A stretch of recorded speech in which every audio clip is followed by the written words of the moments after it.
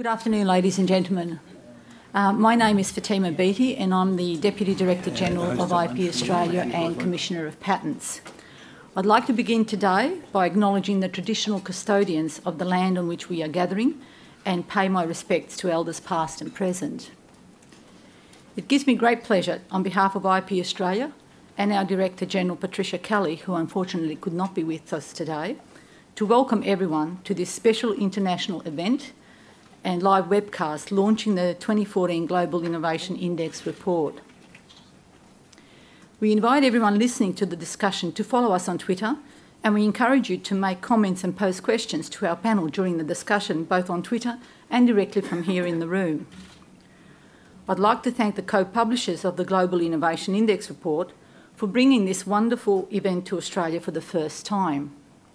Thank you to the teams at World Intellectual Property Organisation, Cornell University and INSEAD. The Global Innovation Index employs 81 indicators which draw on a range of data, including surveys covering 143 economies around the world, to assess and rank their innovation capabilities and results.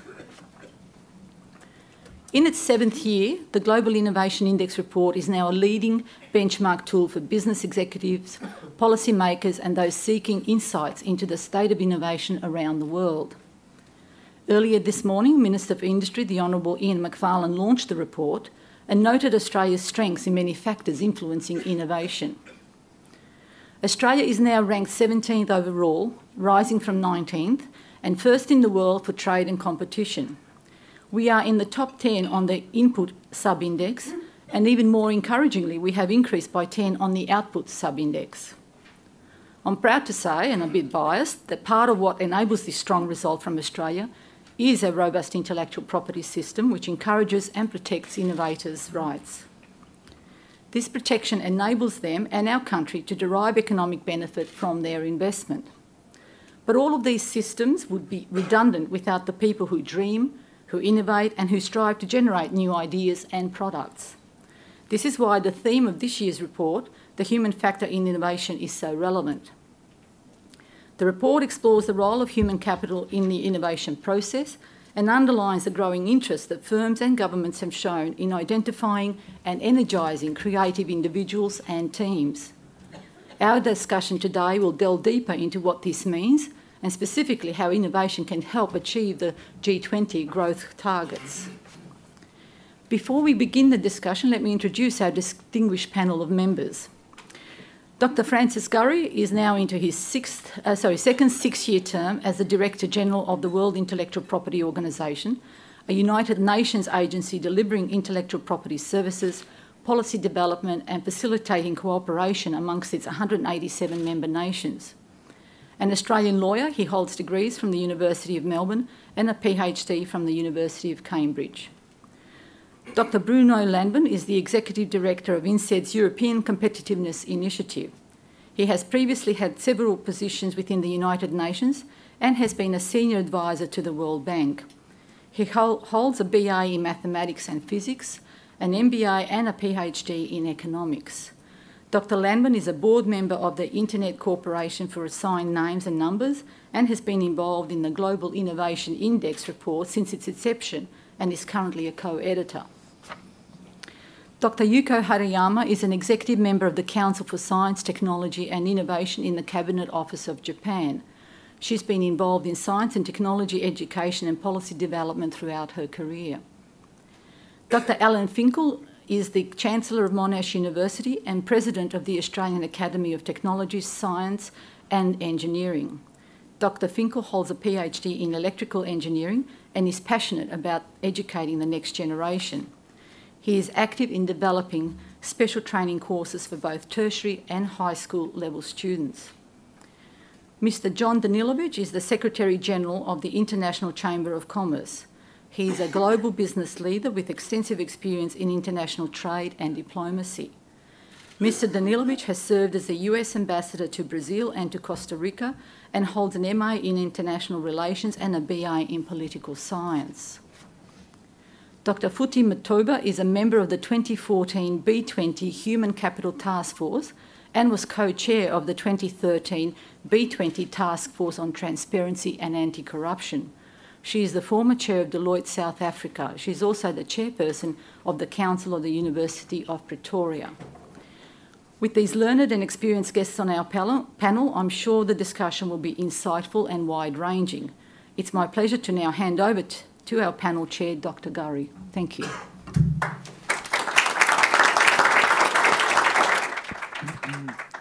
Thank you very much, Fatima. Ladies and gentlemen, a very good afternoon to you all, and a very warm welcome to you all. I thank you all for coming to participate in this panel event.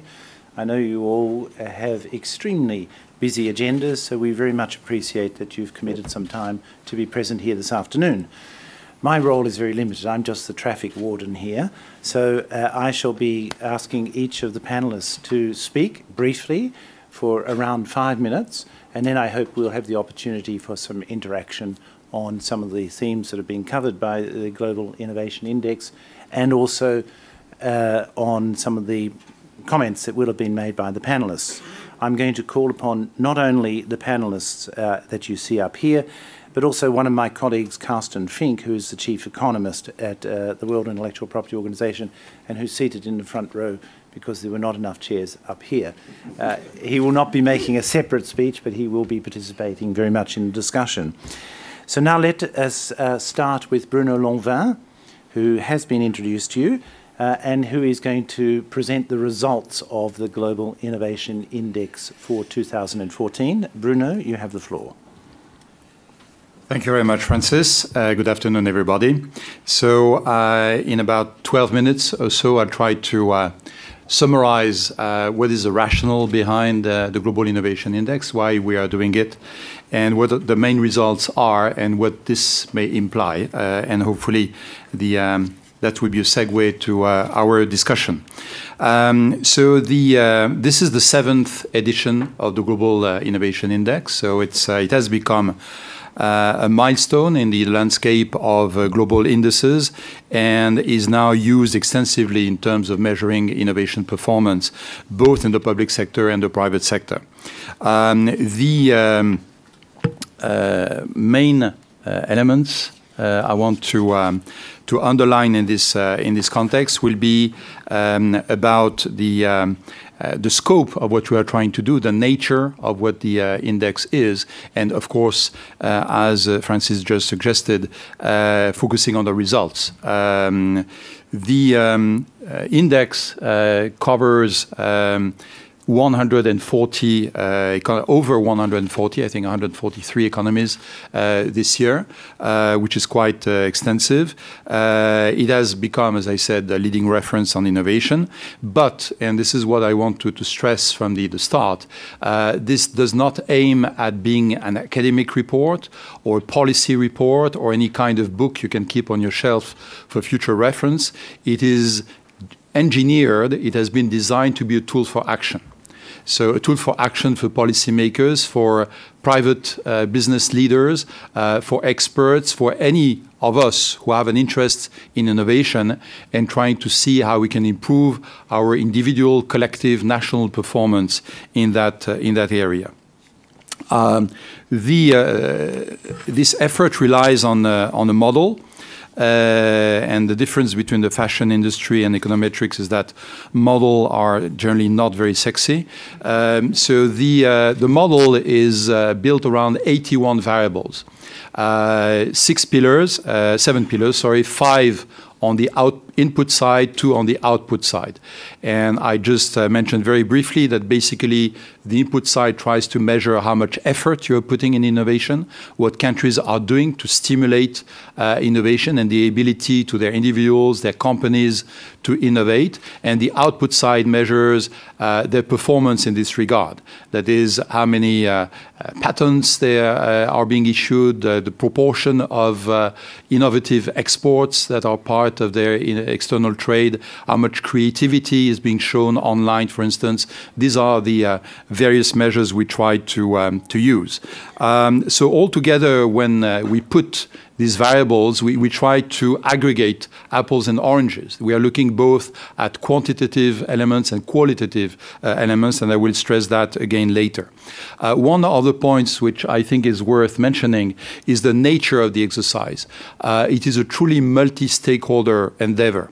That is, it is not a report coming out of WIPO or INSEAD or Cornell. It is something we do together, and we do with a very strong advisory board. We do with involvement of supporters like CII, like Huawei, like DU, who are helping us in this respect. And if they are helping us, it means they see value in the exercise. And part of this value is enabling them to make better decisions about innovation, better direct their own strategies in this area. And we value very highly this partnership. The theme of this year, as has been mentioned, is the human factor in innovation. This is a theme which has been underlying previous editions of the report. And the focus we wanted to give this year on the human factor actually stems from previous analysis, which showed that the mobilization of talent, education, the reliance on diasporas, the ability to attract people from various sectors, various countries, various culture to actually start and help innovation in your own country is part of what makes the success of the champions of innovation. And I'm sure that the panel discussion will bring us back to many concrete aspects of the human factor as a critical factor in innovation. Now going back to the main results. What attracts media attention year after year after year is the rankings. So I will not escape that. I will give you the rankings in a minute, but I want to stress again that the rankings are the tip of the iceberg. They are what catches the attention of policymakers, of decision makers. But basically, if you don't go beyond the rankings, if you don't go what is happening at the level of pillars, you're not going to have much leverage on your innovation success, your innovation strategies or policies. So the rankings are critically important, but the quality of what you do, the quality of innovation, as well as what happens in various regions is critically important. So without further ado, these are the rankings. Okay, so the aggregate rankings for this year, and this describes the top 10, the champions of innovation, show that there is a high degree of stability at the top. That's one of the lessons that we had in front of us already last year and 2 years ago. So it is like a very stable feature of the GII to show that when you do something right on innovation, it is actually something which is sustained. We talk about hysteresis phenomenon in the area of innovation. That is, you cannot have a stop-and-go policy in terms of investment. It's a longer-term effort, but once you're there, there's a high degree of stability.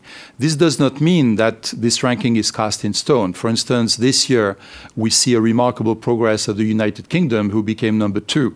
This year, and we've seen other shifts. If we looked at the top 20, we would see that Australia has been a country that has made significant progress over the last 3 years to reach the rank of 17th this year. This, again, relies on a complex combination of various measures, and it is just a shortcut to say these are the champions. But in each of those countries, there are lessons that can be drawn. There are lessons that cut across. For instance, you see a large number of European countries in the top 10. You see a large number of small countries.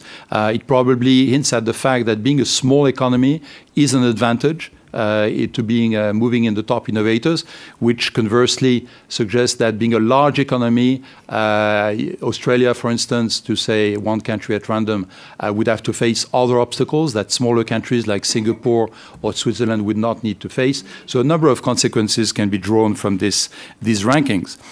One way we have to look at the rankings, and I'm aware that this may not be very easy to read on the screen, maybe that's why we project it, is to try and see how the rankings combine with other well-known measures of development.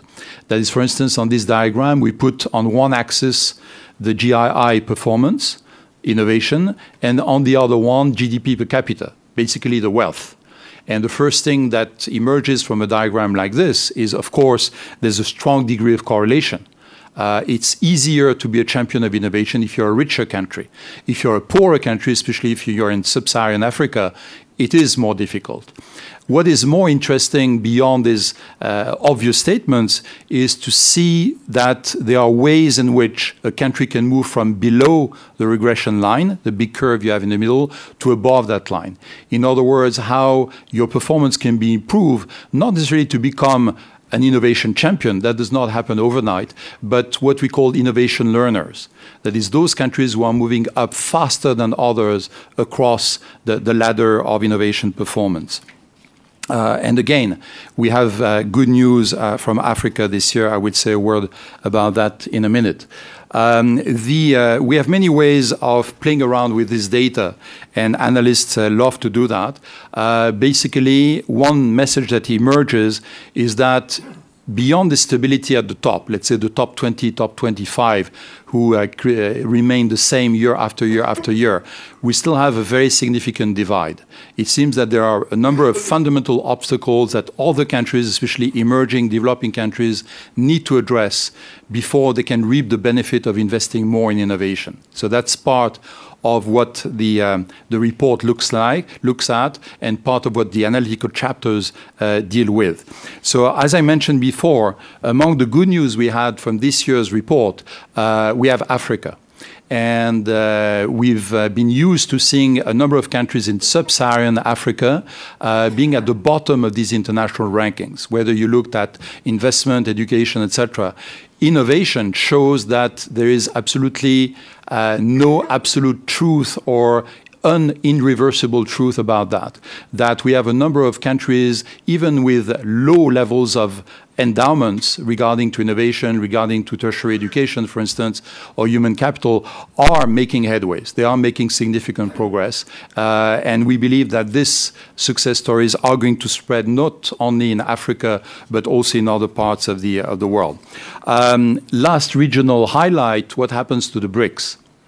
And the BRICS, we move from the BRIC to the BRICS because we now consider South Africa as part of the same family when we look at Brazil, Russia, India, and China. And what we see there is that we have contrasted stories. We've seen China moving to 29th rank. Okay, which is quite remarkable. But at the same time, we've seen India dropping 10 ranks this year. And that's a reminder that indeed there are some very massive challenges, education being one of them in India, that needs to be faced before you reap the benefit from your innovation investment.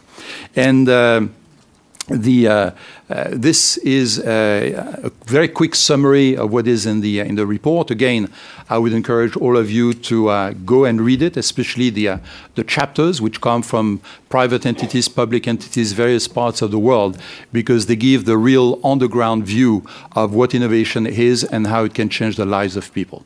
Thank you.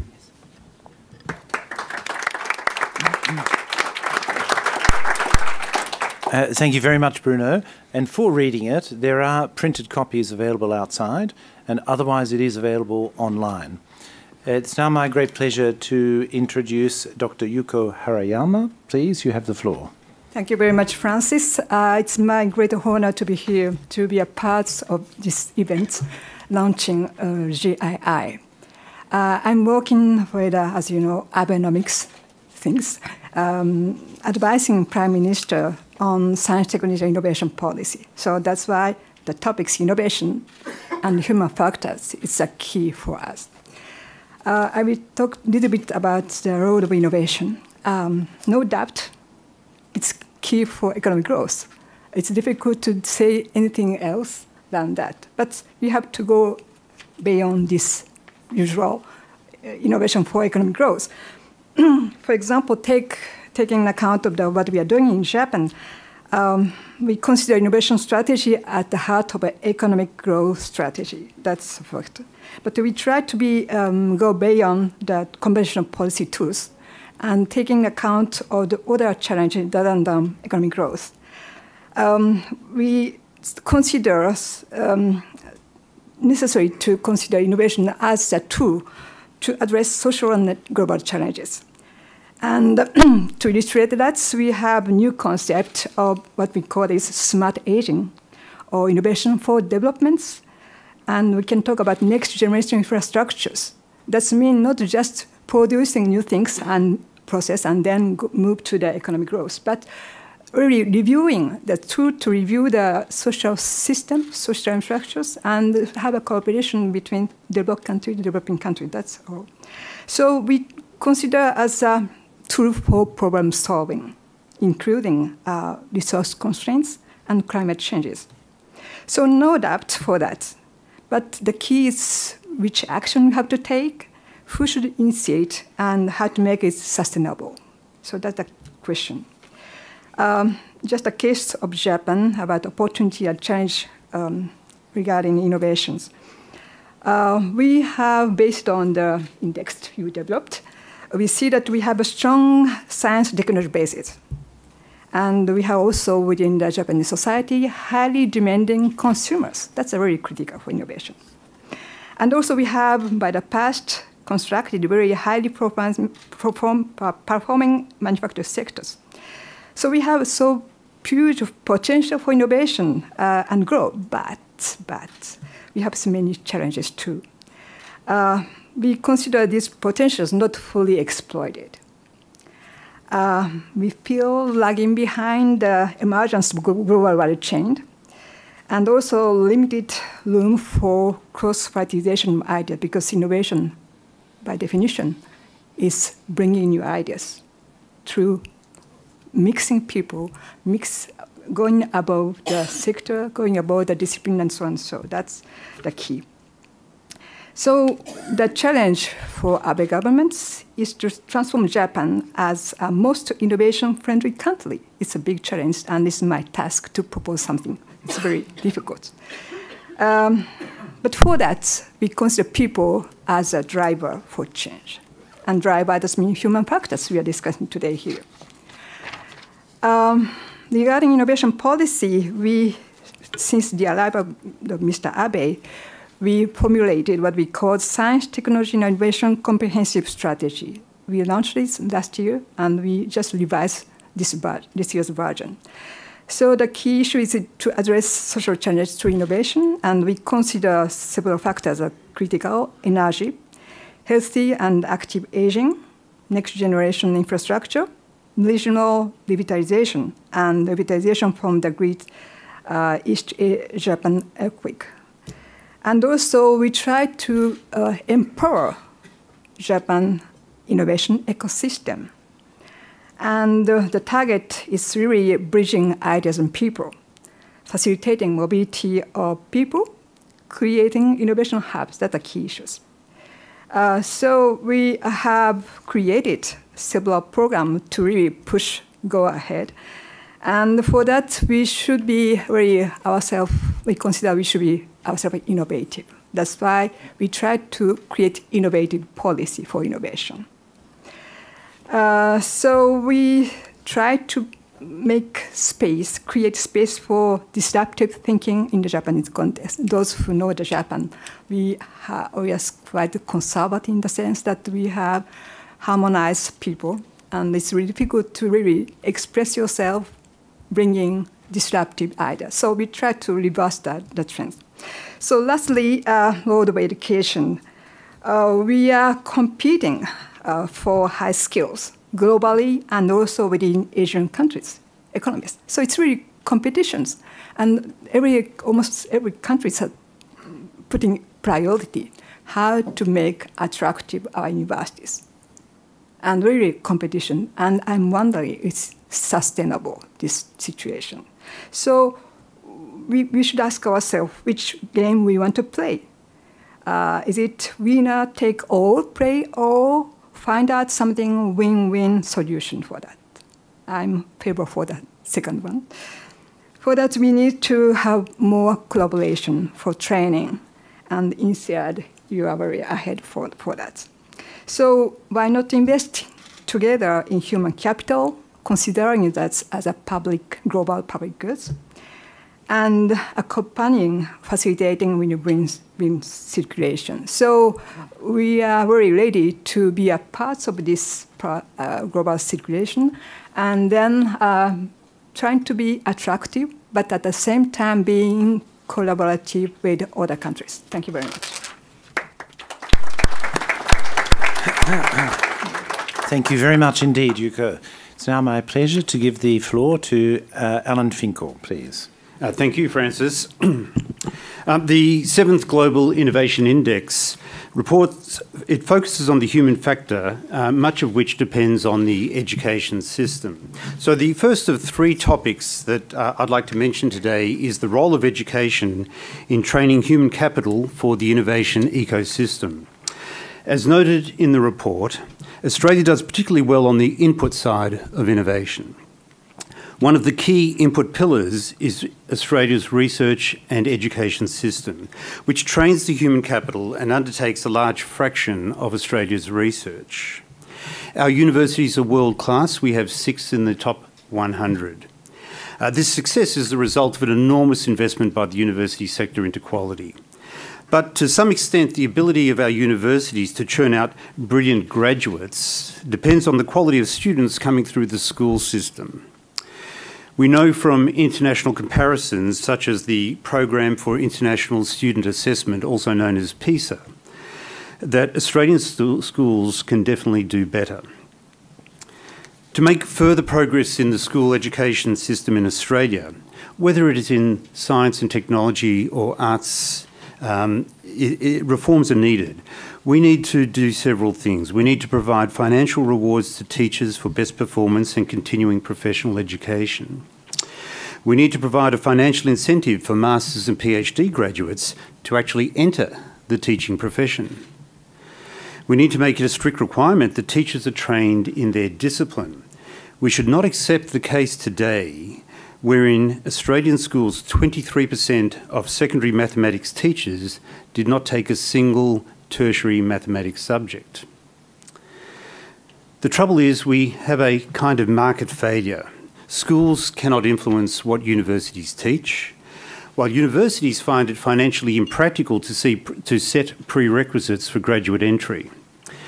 To resolve the market failure, the federal government will have to lead a process of review and reform.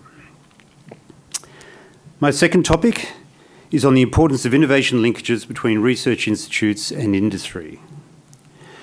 We certainly attract good people to do research in Australia. The phrase that I personally love to hear from a researcher who has newly arrived from overseas at Monash University is, gosh, I can do research here that I simply could not do back at home. And it happens, we hear that. And this is partly because over the years the Australian government has invested in fantastic infrastructure such as the Australian synchrotron or the National Nanofabrication Facility. However, the future of this funding is at risk and there needs to be a renewal of the commitment to infrastructure. The quality of our research is an example of the input side of innovation, which is reported on favourably in the Global Innovation Index report. But not enough of what we do in Australia transfers into the output side.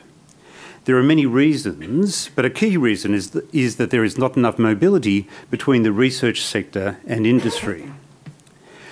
Transferring knowledge from universities to the market is not a matter of signing a license agreement and then throwing the technology over the fence.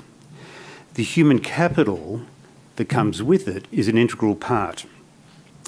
To maximise commercialisation success, researchers should be prepared to leave their university or their research institute and join a company to nurture the technology, even if they do so for only 3 or 4 years. However, Australian researchers are reluctant to take this step because they know that it will be difficult to re-establish themselves back into the academic research pathway. So to help researchers return from industry to universities, we need to find ways to measure and assign numerical value to performance beyond the traditional academic measurement of publications and citations. For individual researchers, I recently proposed a measurement system called citation equivalence. which would assign value to activities beyond academic publications, activities such as patents, commercial contracts, licence fees, opinion pieces, and government submissions. I don't know yet whether citation equivalence will be adopted, but something like this is needed. At the national level, the Global Innovation Index is a pioneer in assigning credit for innovation activities with its rich set of 81 innovation metrics. Now contrast this with the Excellence in Research program known as the ERA, used to evaluate Australian research institutes. The government's ERA is heavily weighted towards academic publications. The ERA determines funding. As you know, funding drives behaviour. It thus inadvertently encourages research to pursue academic publications much more than they would otherwise pursue social good or industrial linkages. Now, when industry and university collaboration for innovation is well funded, it can deliver in spades.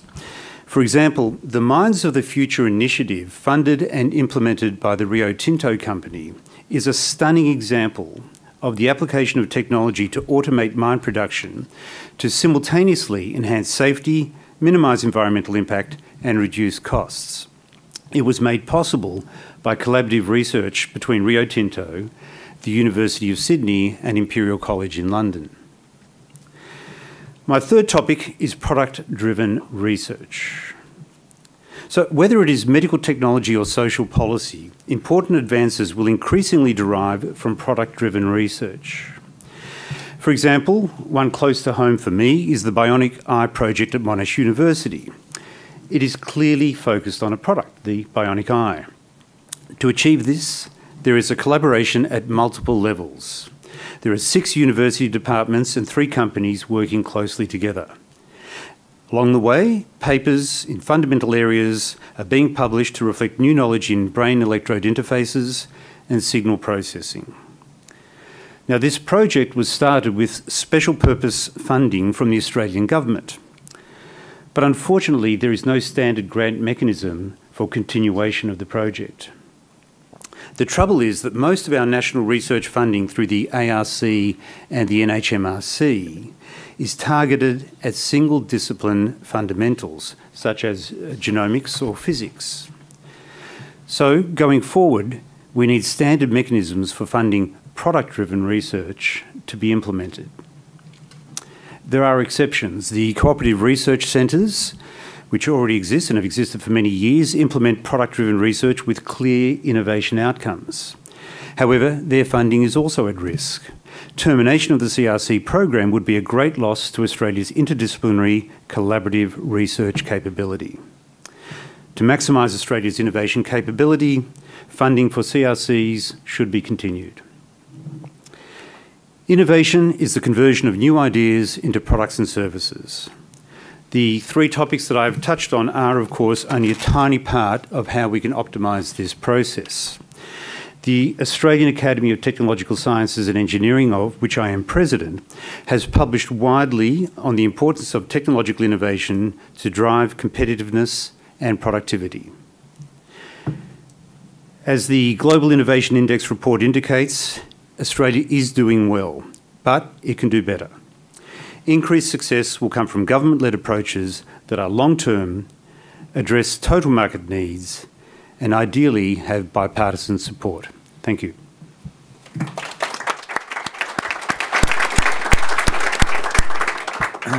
Thank you very much, Alan. It's now my great pleasure to give the floor to Mr. John Danilovich.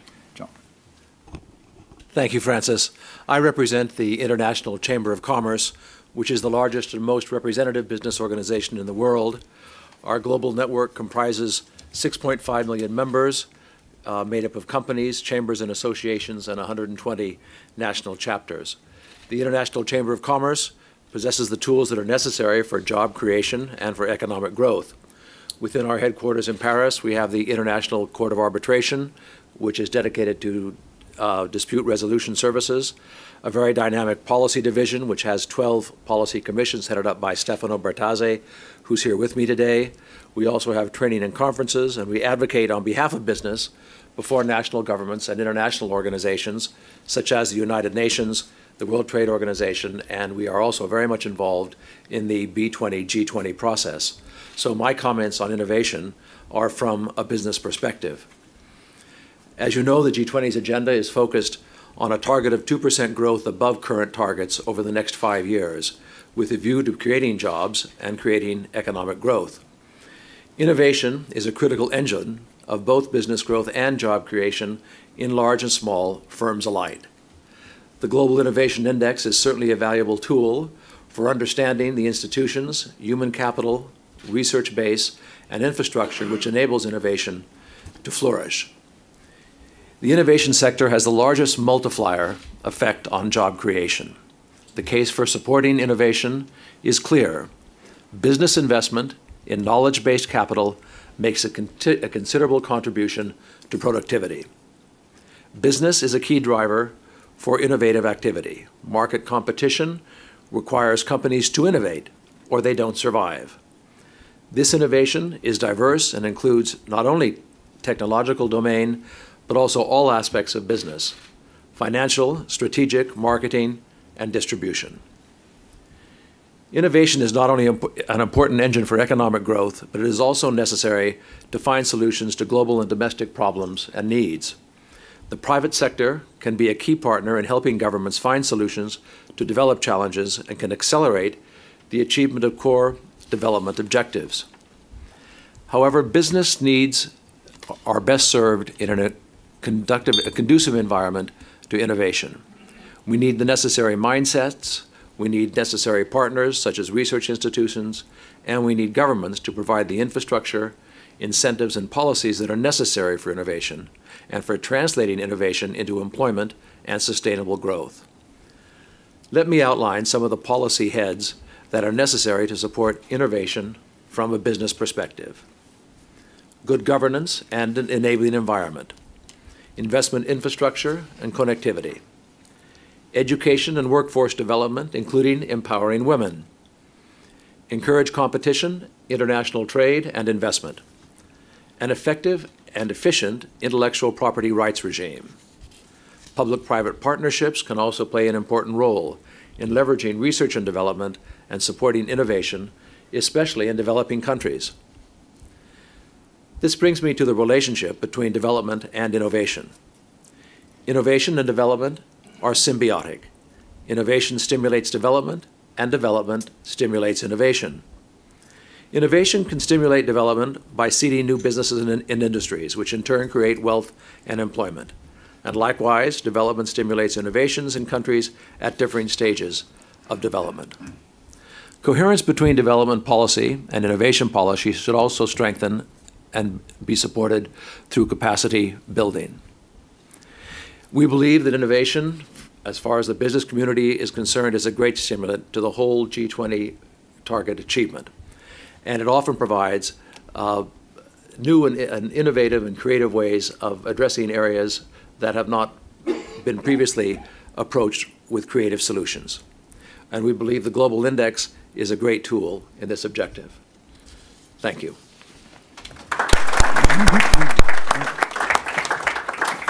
Thank you very much, John. It's now my great pleasure to give the floor to Futhi Mtoba, please. Thank you very much for having me. And good afternoon, everybody. I thought I should just focus my remarks on, as you said it, what happened to Africa, because I'm Africa's so I'm proud to see us moving up the ladder. And maybe just by way of an example, indicate what this index means to us and how I see it really driving our agenda going forward. So, as you are all aware that Africa's development, it really hinges around the private sector innovating. Innovating in the way in which we deliver product, innovating in which we engage with our customers, innovating in the way in which we communicate with our customers. We have seen how innovation through technology has really improved the way we solve day-to-day challenges faced by our customers on the ground. It has changed the way in which manufactured products are delivered and services. It also changed the way in which business interfaces with customers. Now, I had a fortunate scenario of some years back through DFID. They had a fund, which they called a challenge fund, which was trying to deepen financial services. And as you were talking, I thought about it because you mentioned that today's the theme of this particular one is human capital. However, then in my mind, I thought about what happens when human capital meets resources, because what the DFID's Deepening Financial Services Fund was intending was to look for those people with innovative ideas that will deepen financial services, whether be it technology, legal system, products, and whatsoever. And the result of that initiative was the M-Pesa. I don't know if you know M-Pesa. M-Pesa is the mobile technology which enables banking in the low-income group. So what that means is that although you had the person with the idea, you needed somebody to get that idea into fruition. So for me, that's an excellent idea of where the human capital meets the resources. So in the panel here, we've also spoken about the issues of investment and also issues of partnerships around institutions. But key to that, I think, is the issue of driving an innovative mindset on young people. Because innovation is also needs-driven. You know, you identify a gap in the market, be it services, as the other panel speaker, or a good, and then you can service it. So for Africa, what this report, this report will assist us is that we will use it, firstly, for identifying the gaps, for seeing what the leaders have done, and also bridging our challenges. And what comes to mind is education. We have to continue investing in education because that enables the thinking and the coming up with the ideas. I did notice that Rwanda was one of those countries, and I mean, I just came from a session where we talked about least developed countries. Rwanda sits in those least developed countries. So it's an irony that it also sits in that. And what that demonstrates is that what can happen if you have got a government that's committed to enabling private sector, you've got a government that's committed to having the rule of law, you know, protection of intellectual property, a government that's prepared to invest in education, and all those changes, how they then contribute to that shift in the innovation. Yeah, those are my remarks. Thank you.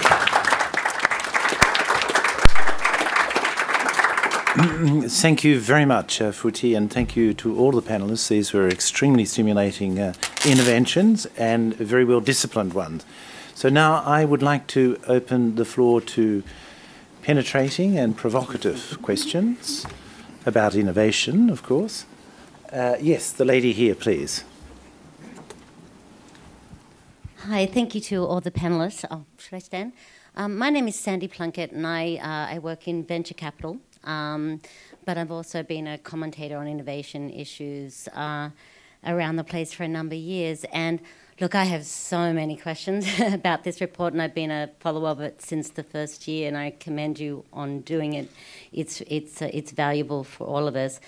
But I guess if I should have a question, only one, it would be to go from a 30,000 footer, if you like. And that is the very meaning of the word innovation to a broader audience. I have a feeling that maybe we're preaching to the converted somewhat here, and that's a great thing, but it's just here, and how do we get that out? I know since I've come back from working for many years in other countries in the innovation space, for the last couple of years, I find constantly surprising what I call the cringe factor, the wince factor, when the word innovation and entrepreneurship and productivity is used all together. And I get this cringe factor at a policy level, senior government leaders, and senior business board level leaders in Australia. And I just, if there's a way to describe innovation to people in 30 seconds or less that can get them to somehow see it, that it's not just this woolly word, that it actually means something. It means something about economic growth, the longevity of lifestyle, values, but also just so a society doesn't get bored and unproductive over time. Can you help me? Because I really need it. Well, I think it's a great question, and I think a lot of people experience discomfort at the openness of the word innovation. But let's hear Alan, you'd like to have a shot. I'm sure everybody will probably want to give this a try. I cringe when people talk about the word innovation, as you also cringe, but for a very specific reason. I find that the vast majority of people who are not in the inner circle that you were referring to think of the word to mean invention. They actually don't see it in its broader context of translating something. And so every time you're in a discussion about innovation, you end up having to define it. And that's a warning that the word is probably not the best one to base so much effort around, unfortunately. The best definition I've ever heard was given to me by Ramesh Mashelkar, a leading Indian thinker. And he defined research as the conversion of money into knowledge, and innovation as the conversion of knowledge into money, which is not a bad circular definition. But the mere fact that you've got to provide that definition is a concern. I find myself often reverting to more specific terms, talking about commercialisation, which is also taking that knowledge that has been developed through research and converting it into something tangible. And people understand commercialisation, it's very clear. But it's not as all-encompassing as innovation, because there are other kinds of translation for community benefits, social welfare, or just translating something for no commercial benefit from a medical research lab into the clinic that aren't captured by the word commercialisation. So if we could refer to the phrase of translating knowledge into something useful, and maybe use the full phrase all the time and occasionally put innovations in parentheses afterwards, people would find that clearer. Anyone else like to have a shot at this? I think Futhi, you were saying, yes? I was quite amazed with this deepening fund project, because it really targeted major banks. And I'm sorry if there are any bankers in them. I might live without friends. And when we had to market this, right? So you went across the continent, and then the next target was going to be India and Pakistan. So you had to market and say, come out with the product that will de-risk anything for you. We will then give you this 50% funding for it. And I mean, the people just look at you in the eye, and you were now in the R&D of the banks. You thought this were the smartest people, and there were no ideas. So it was just, it exactly comes to the fact that that word sounds, in the meantime, within a South African context, we had a situation where every day, month actually, old people were dying when they were receiving their pension funds because they had to walk somewhere. And you had technology, and you try and say, how would you support your grandmother? so that he doesn't have to walk there but now get the money from a shop next door with technology. So that kind of translating it into that is very, very difficult. So for me, it was quite amazing how it can sound like a huge tab, you know, instead of just how do you make things easier for you? How do you get whatever? Yeah. Thank you. Now, Yuko, Bruno, John. I'll be short because so many things we want to try to input. I used to work at the OECD, and we have launched several years ago what we call the innovation strategy. We had a huge discussion about how to define innovation.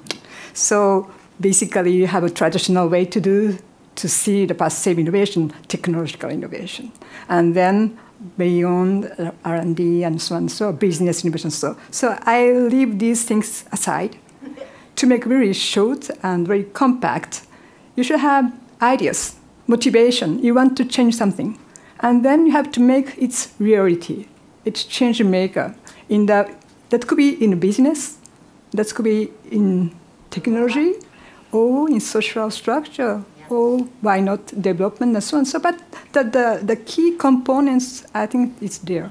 And if it's happy to have profits by that.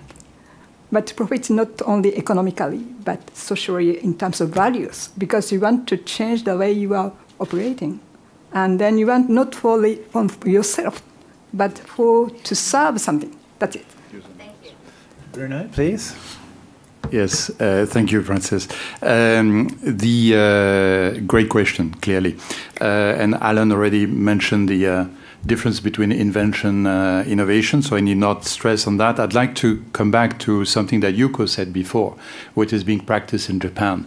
That is, when it's a matter of convincing the decision makers, okay, to invest their money, invest their time, invest their energy in innovation, you have to be innovative about innovation. We see too many boards, we see too many governments who are very conservative in their approach. They say, innovation is great, let's do A, B, C, D, and they do it in such a traditional way that you know that it's doomed before they start. So get more people, get more diversity, get more women on boards, get more younger people. You're going to see something different.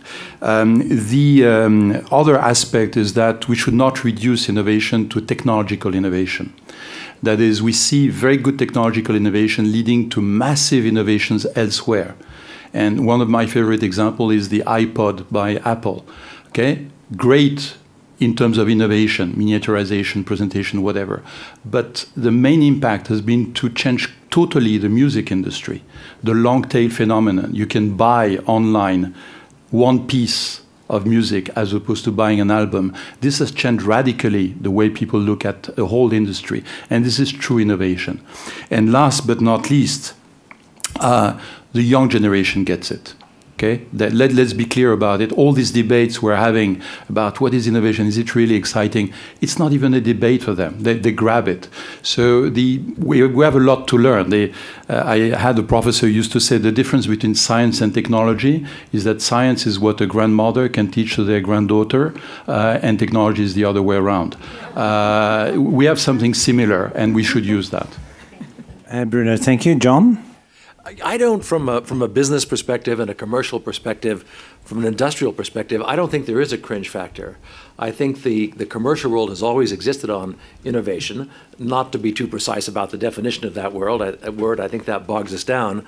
Whether or not it was for more efficient production or a better product or for a profit motive, which in today's world, in the 21st century, of course, still has all of those elements, but also is now dedicated to corporate social responsibility, to a greener world. I think it's only a matter of time before the innovations in the green approach to commercial activity is going to be a requirement on a balance sheet. Shareholders are going to ask corporations, what have you done in the green sector? How has that affected your balance sheet? And in fact, even how can it enhance your balance sheet? So, you know, whether it's Thomas Edison or Jonas Salk or Galileo or Copernicus, none of them cringed at innovation in the broad sense. And so I think, as with the business community, it's something we should all embrace. With Galileo. Yes, but he survived. In fact, they both survived. So maybe that's what innovation is all about, cohabitation. Okay, thanks. And from my part, let me just say, first of all, I think, well, we've made progress in going from a cultural cringe to an innovation cringe for a start. Let me say that I am comfortable with the openness of the term, and contrary perhaps to what Alan has said, I think that it's not just about commercialisation, because you've got to have new knowledge to commercialise. So it's got to be about a complex ecosystem which involves the creation of knowledge as well as its commercialisation. So it is a complex term, and I don't necessarily see the disadvantages in that other than persuasion of policymakers. So who else would like to ask a question? Yes, the lady here, please. Thank you. Bronwyn Evans from Standards Australia. The index itself is always interesting, almost as a parlour game, who's at the top.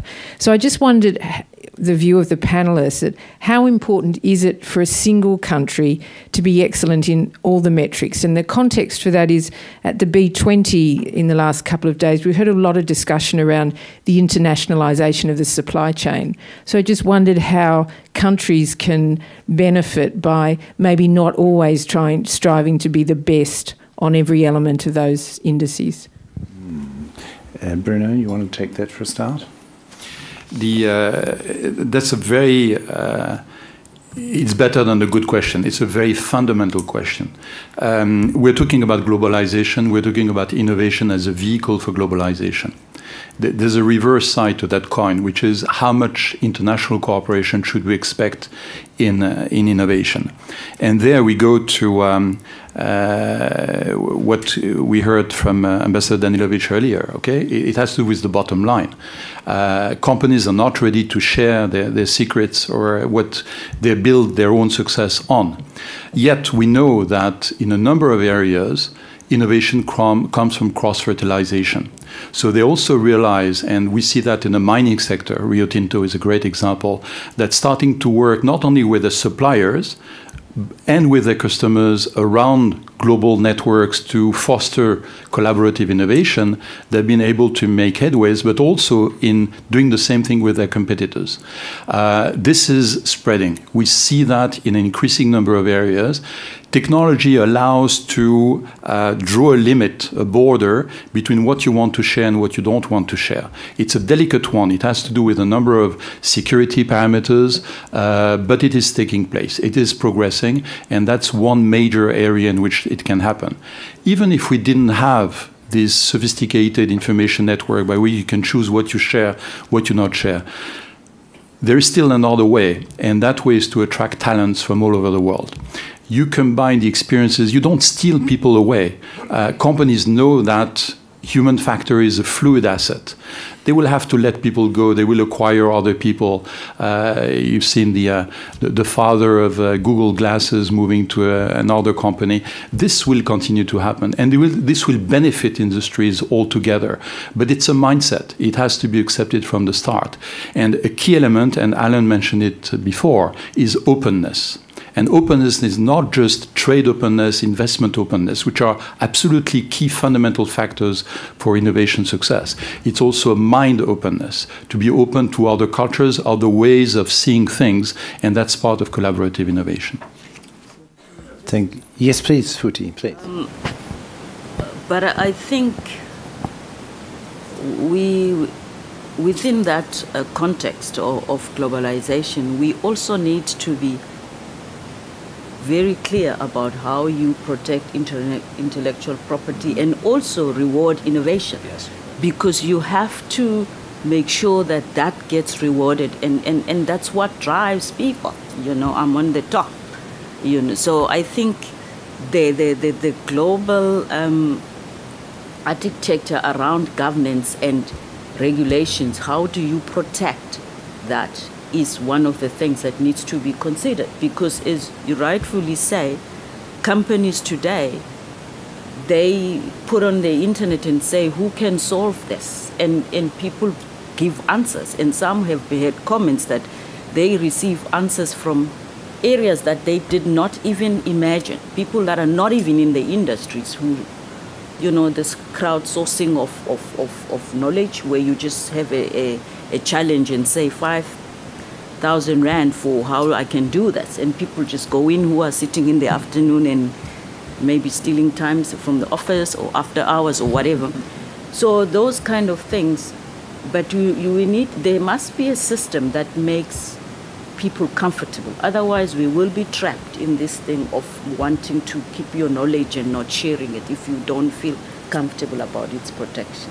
I absolutely agree, if I may, and I think we've got, to some extent a paradox happening at the moment, because on the one hand you have a tendency to open innovation, which encourages a lot of collaboration, whether with suppliers or competitors even, or other forms of contractors, and on the other hand, and more intense competition in relation to knowledge and innovation. So we are living with, I think, an increased tension between cooperation on the one hand and collaboration on the one hand and competition on the other hand. And one of the ways of resolving it is, as you have said, intellectual property, demarcation of which is which. Please, the gentleman here. There's a word in the cluster community called coopetition. Exactly, yes. Can I just add to the answer to the question about the opportunity for the country in the global supply chain? That opportunity, of course, has always been there. Companies have been cooperating, if not for decades or centuries, forever. What's changed and is innovative is the speed with which you can discover who the potential collaborators are, and the speed with which you can set up deep and meaningful relationships. So it's always been there, it's important. But that, and the benefits of collaboration are clear. But they're sometimes misapplied then by organisations, whether it's government or industries, who are calling for a tender or a grant application, where they actually confuse cause and effect. And just because you see trends from OECD reports that companies that collaborate are the leading, internationally, the leading companies and researchers who collaborate at the leading researchers, that actually doesn't mean that collaboration necessarily was the cause of that success. It's often the case that the leading people in these other countries seek each other out because they're just looking for the best people to work with. And so I just caution against ever enforcing collaboration rather than facilitating it. And they're very different. It's like, an arranged marriage versus introducing two people on a blind date. Facilitation is terrific, but enforcing, which is done a lot, I think is very problematical and a confusion of cause and effect. Yes, please. Yes, go on. One of the things that I'm noticing in recent years in venture capital and tech is that collaboration, unlike sort of the old day of mergers and acquisitions, it's a very deal dynamic when you're trying to sit around a table and decide who has what value that they're bringing to that deal. It's not just one party overtaking another. It's many parties collaborating and trying to seek value in that deal. Very structurally different. Sure. Bruno, quickly, and then we'll move to another one. Very quickly, just to give two concrete examples of what Alan was describing in terms of forced cooperation instead of invited cooperation. It reminds me of a saying attributed to Mark Twain, who said, "My wife and I live very happily for 30 years." There are merits to forced cooperation, arranged marriages. And two examples. One of the most fertile period for innovation in Europe has been in the 1980s and early 90s at the time of the so-called Eureka project. And Eureka had a very simple philosophy. It said, we have big money here, public money in Brussels. We will give it to you if you have an innovative project, but there is a condition. The proposal needs to come from at least 3 countries in the Union. Okay? That was forced cooperation. So you can be a very good Italian or a Portuguese innovator. If you come alone, you won't get our money. Get a German, get a Greek on board, and then we will consider it. And that worked well. The other example is what happened in Finland in the education sector. A few years ago, the government invited, quote unquote, I don't think they could decline the invitation, the dean of the top 3 business schools in design, engineering, and business.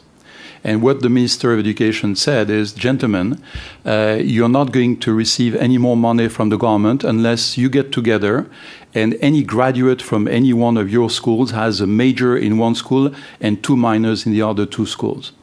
And this was the ALTO endeavor. It is now the people who get the highest pay in Europe from any university, and they are all innovators.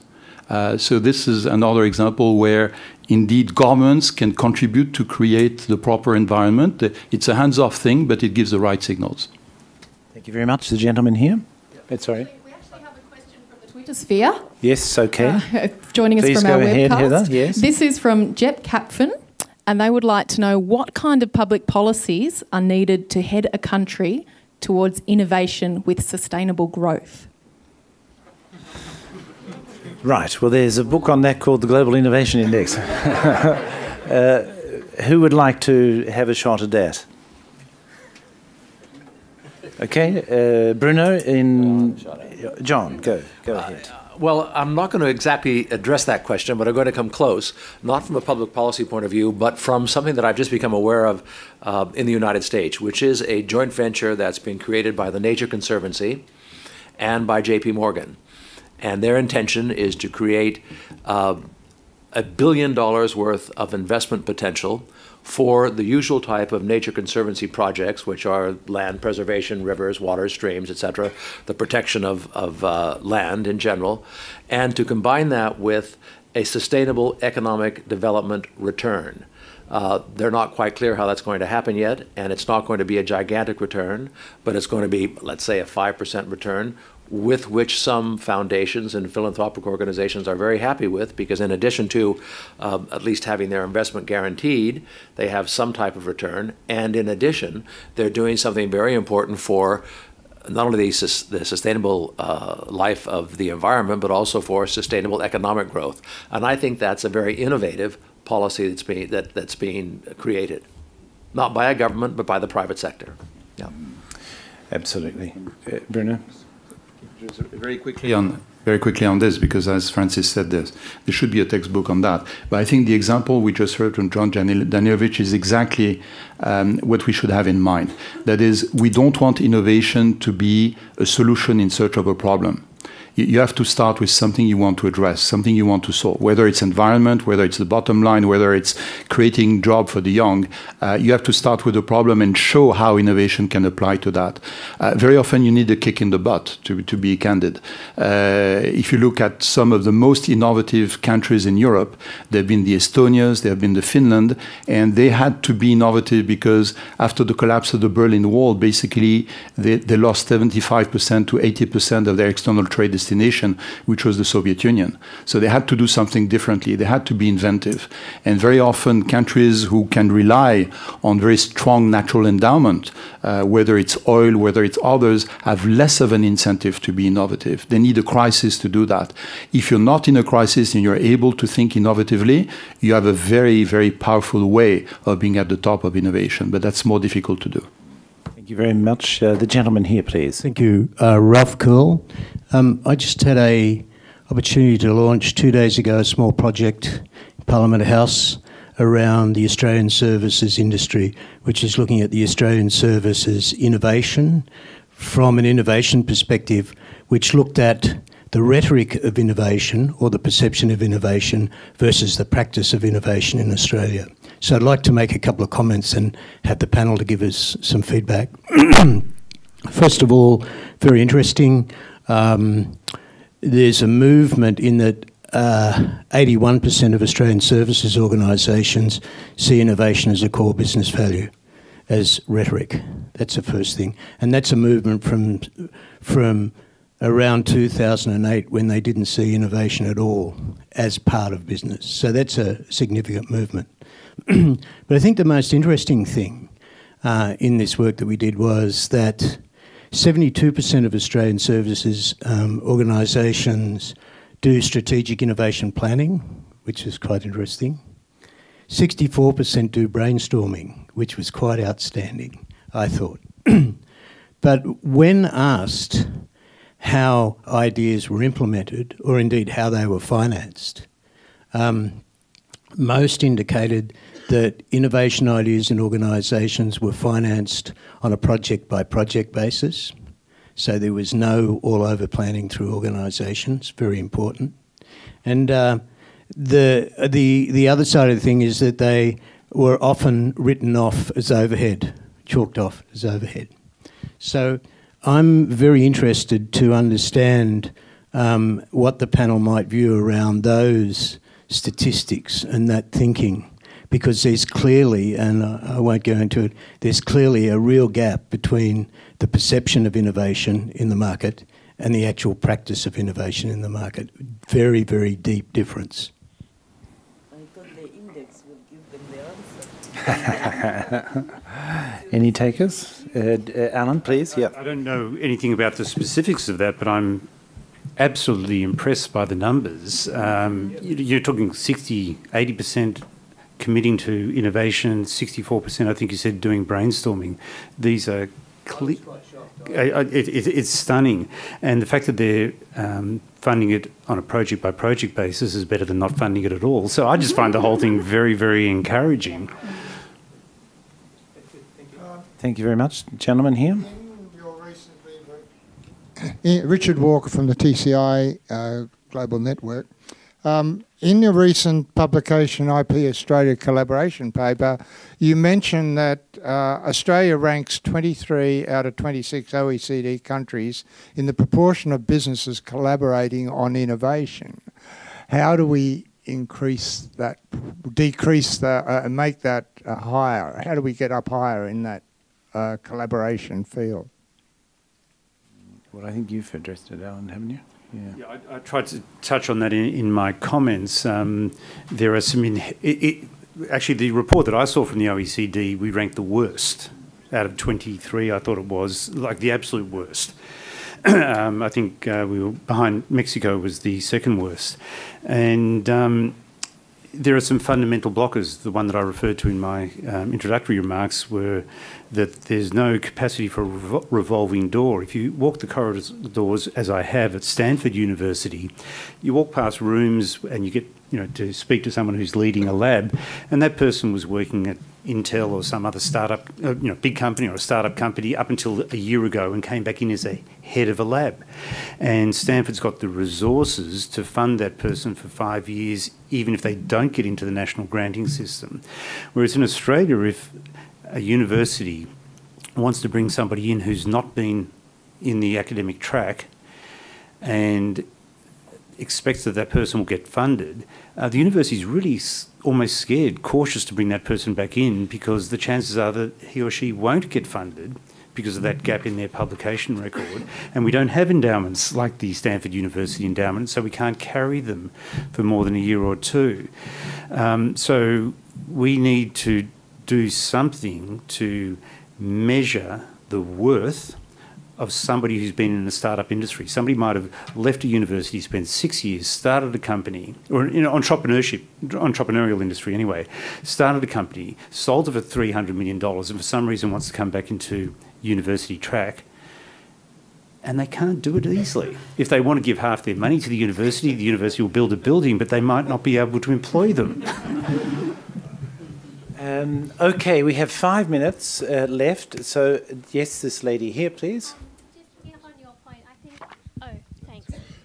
The OECD report, I think our chief scientist yesterday said, while we do rank last in that report, Australia should give itself a little bit of a breather, because we don't report on some of the metrics that they judge us on in that OECD report. So we're still quite badly ranking, but not worst if you take out the ones where we can't be judged. But to your point... on collaboration and being forced to collaborate, the declining and increasing scarcity of public funding to even fuel these grant programs, inefficient as they are for interdisciplinary research. Do you feel that's a form of force to go and find industry partners who put other stresses and have other particular constraints on research profiles, and the potential for curiosity-driven research where industry is involved to a greater extent in funding it? Alan. I think that in the situation that you're referring to with declining funding, I think that's every reason for researchers to go in academic situations to go out and find industry partners. But it's not always that easy. It's not easy through the standard grants. You've got to go look at the linkage grants. And the linkage grants tend to get used often between researchers and government departments. And Oh, that'd be fantastic. But then the trouble is exactly what I was talking about. So the Excellence in Research Australia is a disincentive. It's a perverse incentive. It's not intended to be that way, but it is a perverse incentive against doing that, because if you do that and you work for 3 years, well-funded on a fantastic project, but you don't publish a lot, which is often the case, you're not going to get any credit for the other value, which is very significant that you've brought to the university: the knowledge transfer, the commercial income, your ability to engage with students and teach them entrepreneurship as well as research, because there's no way of measuring that. And the ARC and the NHMRC will say that they do take that into consideration during grant assessment, but they have no way of doing it numerically. And so when you speak to people who are on the inside, they say, actually, it's lip service. The only thing that counts is your academic publications. And so it's a high-risk thing, a high-risk strategy for somebody to go out and do what you suggested. I think what you suggested is wonderful. That's what I was referring to when I said a product-driven research environment. Have a great idea, go out and find the best people to work on it and bring them all together and then get credit for it. And at the moment you don't get credit, and that's a problem. Thank you very much. Last question, please. Yeah, hi, Michael Bernard, University of Melbourne. I wonder if the panel would comment on research that would suggest that individuals as well as organizations that are highly innovative and indeed highly performing have a type of human capital we call psychological capital. That is to say, it's not their technical skills or their literacy and numeracy that gets them from good to great in this area. It has to do more with their psychological capacities of resilience and of creativity and of optimism. And I would be interested in the panel's views on the place of, especially within learning and development within organizations, as well as within the primary and secondary education. Just as a matter of interest, the Australian government has introduced personal and social education for all students as a part of their new national curriculum. I'm wondering what your thoughts are on the place of this as a way of helping organizations go from good to great in terms of their innovation. Thank you. Thank you very much. So who is going to tackle that one? Bruno, you can, and then Bruno, then Alan, and then we'll close. And very quickly, because this is typically a core challenge that institutions like INSEAD have to face. Okay, how do you create the innovators that companies and other organizations need? And what we've discovered is that a typical profile of a true innovator is not somebody who has no technical skills and just the psychological dimension. They generally have very deep, strong technical skills in one area, and they show ability to forget about those and be interested in all other areas in which they are not specialists. This credibility that they can build upon their own knowledge is critical to allow them to have credibility in the others where they're not specialists. But the main factor is curiosity. That is this ability to be inquisitive, to be astonished, to be stunned by what others have to bring to you. So this constant appetite for remaining a child and being happy with what you see because you were not able to think about it yourself is the true trademark of innovators. I think that's very important points. I can't add a lot to that, but certainly if I'm hiring, I'd put core skills as probably about the third characteristic that I'm looking for.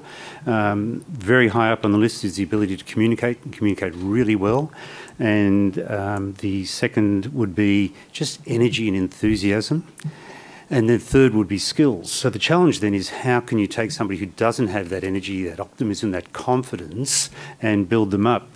One way that's used in the software industry, not necessarily for that purpose, but it delivers on that, is pairing, where you get two engineers, software engineers working together. And if you're clever about it, you can get a star and somebody who you think has got potential but hasn't got it yet, or hasn't brought it out yet, and get them working in pairs. That can really help. The other thing is that everybody's got a milieu, and if you put people in the wrong spot, in the wrong job, they're never going to get the confidence that they need.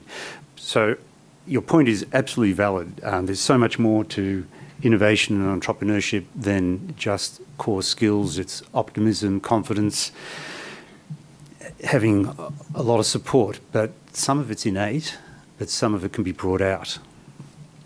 Excellent. Thank you very much. Well, look, I would like to thank in the first place our 5 panellists who I think were absolutely splendid. Thank you very much for your time.